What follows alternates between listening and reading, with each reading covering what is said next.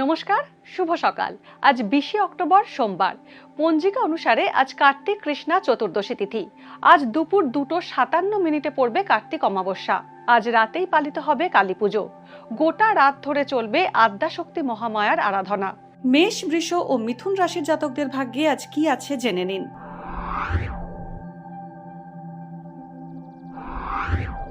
মেষ রাশি, পুরনো কোনো কাজের সুফল আজ পাবেন মেষ রাশির জাতকরা। হোঁচট খেয়ে আঘাত পেতে পারেন। বিষয় সম্পত্তির ঝামেলা আজ এড়িয়ে চলতে হবে।